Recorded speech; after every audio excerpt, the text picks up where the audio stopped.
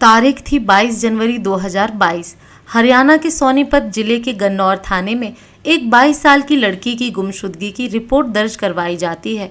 Report दर्ज होते ही पूरे पुलिस महकमे में तहलका मच जाता है, क्योंकि गायब होने वाली लड़की ने कुछ समय पहले ही एक प्रतिष्ठित एग्ज़ाम पास करके कनाडा की बड़ी यूनिवर्सिटी में एडमिशन पाते हुए जिले भर में चर्चा बटोरी थी और फिलहाल कनाडा में रहकर पढ़ाई कर रही थी।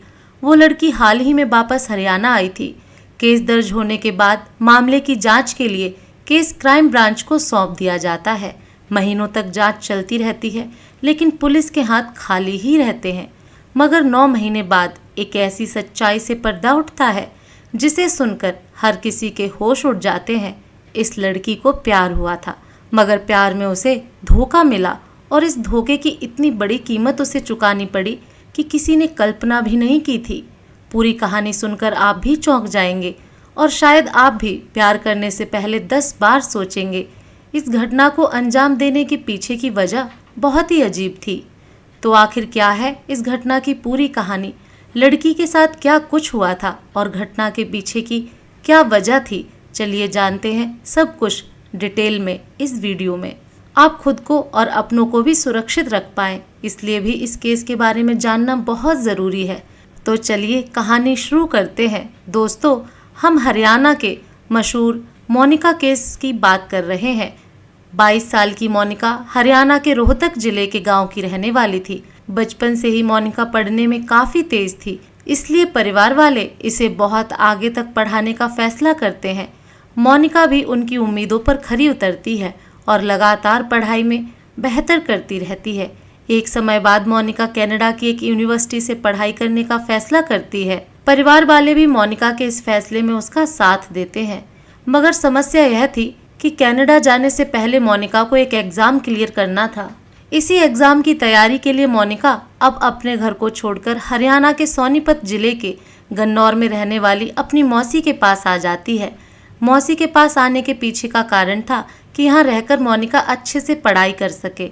यहाँ रहते हुए मोनिका अच्छे से पढ़ाई करने लगती है, मगर इसी पढ़ाई के दौरान एक दिन उसकी नज़र पड़ोस में रहने वाले एक लड़के से मिलती है।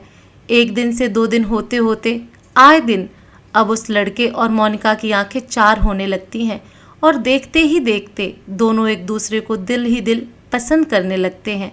जिसे मोनिका पसंद करने लगी थी उस लड़के का नाम सुनील था। बहुत जल्द मोनिका सुनील के प्यार में पड़ जाती है और दोनों एक दूसरे को दिलो जान से चाहने लगते हैं। इसी बीच मोनिका का एग्ज़ाम भी आता है और वो एग्ज़ाम पास करते हुए कनाडा जाने के लिए एलिजिबल हो जाती है। मोनिका की इस कामयाबी पर घर वाले बहुत ज़्यादा खुश होते हैं। मोनिका की इस कामयाबी की चर्चा जिले भर में होती है। सभी कागजी कार्रवाई पूरी करने के बाद फाइनली अपनी पढ़ाई के लिए मोनिका 5 जनवरी 2022 को कनाडा चली जाती है। कनाडा जाकर मोनिका बिजनेस मैनेजमेंट का कोर्स करने लगती है। अभी मोनिका को गए कुछ ही दिन हुए थे कि सुनील फ़ोन पर मोनिका को शादी करने के लिए जल्द से जल्द भारत बुलाने लगता है। सुनील की जिद की वजह से मोनिका महज 17 दिनों बाद कनाडा से वापस भारत आ जाती है। 17 दिनों बाद यानी 22 जनवरी 2022 को मोनिका बिना अपने परिवार वालों को बताए कनाडा से वापस हरियाणा आ जाती है। यहाँ आने के बाद वो अपने लवर सुनील से मिलती है और यह दोनों चुपचाप दुनिया की नज़रों से बचकर साथ रहने लगते हैं। फिर 29 जनवरी 2022 को मोनिका गाजियाबाद के आर्य समाज मंदिर में सुनील के साथ गुपचुप तरीके से शादी कर लेती है। शादी के अगले ही दिन यानी 30 जनवरी 2022 को मोनिका बिना किसी को बताए वापस कनाडा चली जाती है और अपनी पढ़ाई में लग जाती है। अब अगले कुछ महीने तक मोनिका कनाडा में ही रहती है, मगर उसके व्यवहार में काफ़ी बदलाव आने लगता है। जब भी उसके परिवार में कोई उसे फ़ोन करता था तो मोनिका अक्सर कॉल काट दिया करती थी या फिर बातों को टाल देती थी। ऐसा अप्रैल महीने तक चलता रहता है। अप्रैल महीने के अंत तक स्थिति ऐसी बन जाती है कि मोनिका अपने परिवार के सभी रिश्तेदारों का फ़ोन उठाना तक बंद कर देती है। यहाँ तक कि कई करीबी रिश्तेदारों के नंबर को ब्लॉक लिस्ट में भी डाल देती है। कुल मिलाकर परिवार वाले चाहकर भी मोनिका से संपर्क नहीं कर पा रहे थे। अब अगले कई दिनों तक मोनिका के परिवार वाले मोनिका से संपर्क करने की कोशिश करते रहते हैं, मगर कहीं भी मोनिका का अता पता नहीं चलता है। अंत में मोनिका की मौसी गन्नौर थाने में जाकर मोनिका की गुमशुदगी की रिपोर्ट दर्ज करवाती हैं। इस रिपोर्ट में मोनिका की मौसी अपने पड़ोसी सुनील पर मोनिका के अपहरण का शक जताती हैं। इस रिपोर्ट के आधार पर गन्नौर पुलिस अपनी जांच आगे बढ़ा देती है, मगर जांच की रफ्तार इतनी धीमी थी कि मोनिका के परिवार वाले हरियाणा के मुख्यमंत्री और फिर गृह मंत्री तक अपनी गुहार लेकर जाते हैं कि इस केस को क्राइम ब्रांच को सौंप दिया जाए। मोनिका के परिवार वालों की रिक्वेस्ट पर अब इस केस की जांच रोहतक आईजी को सौंपी जाती है। रोहतक आईजी इस केस की जांच भिवानी सीआईए टीम को सौंप देते हैं। अब पुलिस सबसे पहले इस केस के प्राइम एक्यूज सुनील की तलाश में लगती है। काफी कोशिशों के बाद भी सुनील का कहीं अता पता नहीं चलता है, मगर पुलिस वाले हिम्मत नहीं हारते हैं और अपनी मेहनत जारी रखते हैं। इसी क्रम में कहीं से पुलिस को पता चलता है कि सुनील उत्तर प्रदेश में रह रहा है। बस इसी गुप्त सूचना के आधार पर पुलिस छापेमारी करके उत्तर प्रदेश से 2 अप्रैल 2023 को सुनील को गिरफ्तार कर लेती है। गिरफ्तारी के बाद सुनील को स्थानीय अदालत में पेश किया जाता है, जहां से 8 दिनों के पुलिस रिमांड में उसे भेज दिया जाता है। इसके बाद सुनील से पूछताछ का सिलसिला शुरू होता है।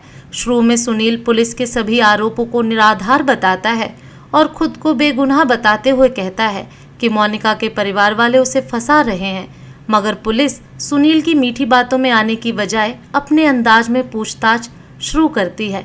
पुलिस की सख्ती के आगे सुनील की सारी चालाकी फेल होने लगती हैं और फिर एक हैरान कर देने वाली सच्चाई से पर्दा उठता है।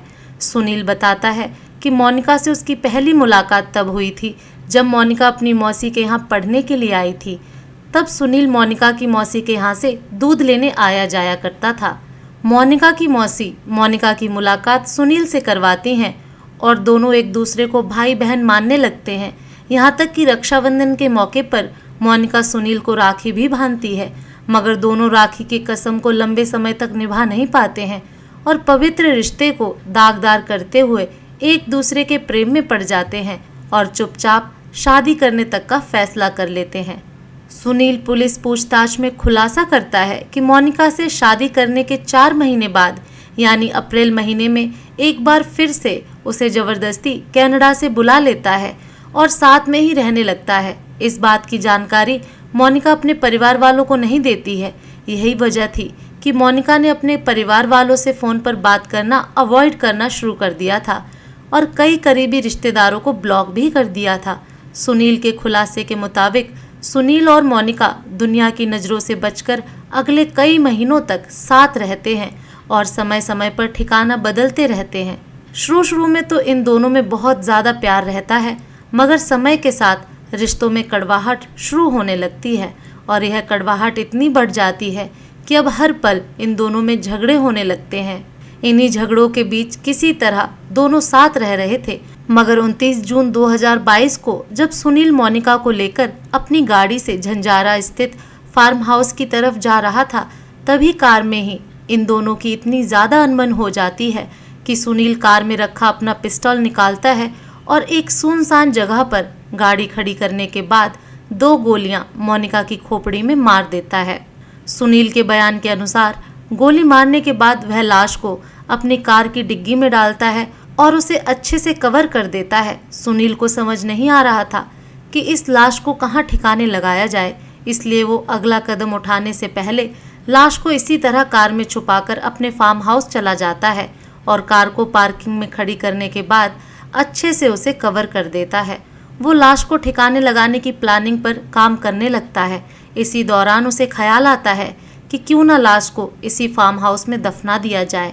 इसी के बाद अगली सुबह सुनील अपने घर पर कुछ मजदूरों को बुलाता है और घर के अंदर लगभग एक 10 फीट गहरा गड्ढा खुदवाता है। मजदूर जब इस गड्ढे खोदने के उद्देश्य के बारे में पूछते हैं तो सुनील उन्हें बातों में उलझाकर बस गड्ढा खोदकर जाने के लिए कह देता है। मजदूर ऐसा ही करते हैं। मजदूर के चले जाने के बाद सुनील बड़ी सावधानी से कार से शव को उतारता है और गड्ढे में दफना देता है।